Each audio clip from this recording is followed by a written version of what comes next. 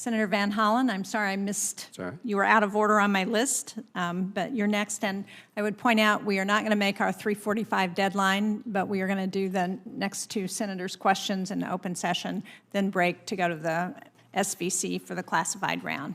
Senator Van Hollen. Thank you, Madam Chair, and thank both of you for your service to our country. Director Wray, I'm sure you would agree that the men and women of the FBI deserve a new headquarters worthy of their sacrifice. You know this has been an ongoing discussion. Let me just say here, and I'm not looking for any response, that I think that if you look at this history of this, we want to make sure that we can consolidate key parts of the agency's mission and also provide for the appropriate safety. It's my view that the Maryland sites are the ones that both achieve the mission, also provide the new headquarters at a cost that's affordable to the taxpayer, and meet the President's mission regarding equitable investments. But we'll have an opportunity in this committee and the other subcommittee that oversees the GSA and in time. I just wanted to put that out there on the table. I want to thank you and your office in Baltimore, special agents in Baltimore. They're a critical part of our joint task force there. I also want to commend the FBI's Joint Terrorism Task Force and the U.S. Attorney in Maryland. As a result of the FBI's investigation, they filed charges against two defendants for allegedly conspiring to attack one of the local power grids in Baltimore. The defendants, who were affiliated with a neo-Nazi organization, had planned to carry out these attacks in furtherance of racially or ethnically motivated violent extremist beliefs.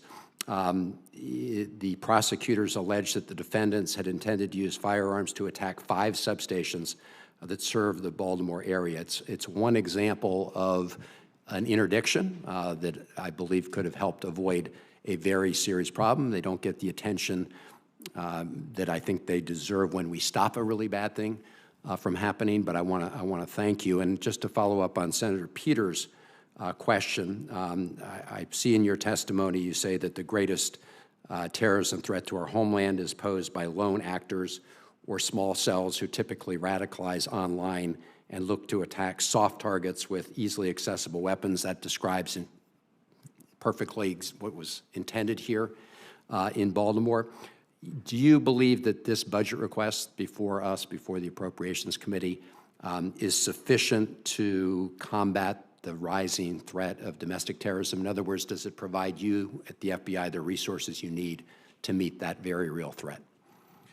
Well, certainly I think the resources that we requested will go a long way towards addressing that issue. I would say any resources the Congress sees fit to send us to deal with the threat, I can assure you that can immediately be put to good use.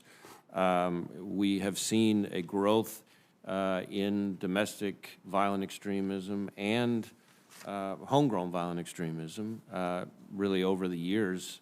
And at the same time, as I've mentioned, I think to Senator Peters, all these other threats we've been talking about, we can't pull people off of those threats unless we neglect those.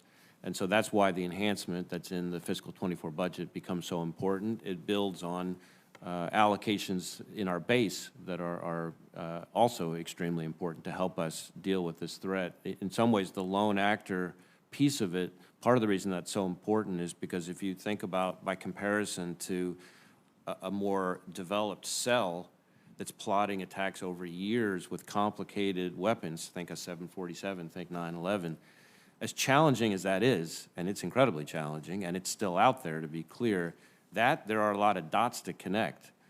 But lone actors, let's say 2 people, like the case that you mentioned, and I appreciate your recognition of our folks in the Baltimore field office and the JTTF there.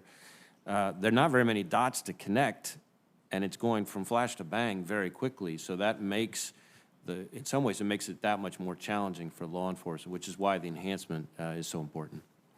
Thank you, Mr. Director. A question on the implementation of the Safer Communities Act and the FBI's role in administering the National Instant Criminal Background Check System. I know that you've been working hard to make the necessary changes to that system to accommodate some of the steps that have been taken. Yeah, I think we need to go a lot farther when it comes to gun safety laws, but those were some meaningful steps. One additional area that was raised in a GAO report some time ago was the risks created by the requirement that the FBI get rid of those reports after the instant background check reports within 24 hours.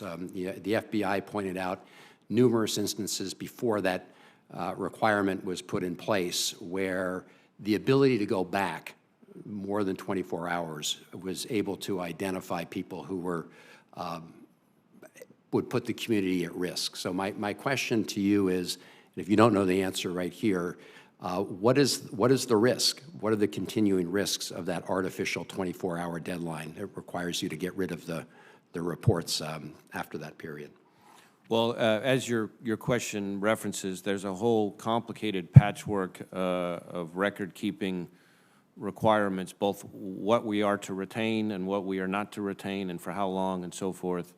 And the policy decisions behind those are ones that I'll leave to the policymakers, but I would be happy to follow up with you to provide a sense of the operational impact of some of those issues. I would appreciate that, the operational impact and what you think the risks are in terms of not being able to track down folks because their records had been destroyed after 24 hours. Thank you. Thank you. Thank you, Senator Van Hollen.